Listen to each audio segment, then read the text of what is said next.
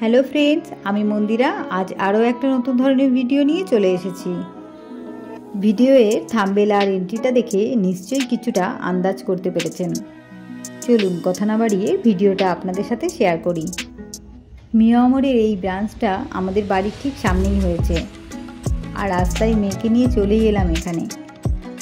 আমার মেয়েও কাল থেকেই কেক খাওয়ার জন্য খুব বায়না করছে। টিভিতে কার্টুনে কেক খেতে দেখেছে, ওর তাই এক্ষুনি কেক চাই, তাই চলেই এলাম। মোটামুটি ভালোই স্টক আছে, আস্তে আস্তে আরও স্টক বাড়াবে এরা।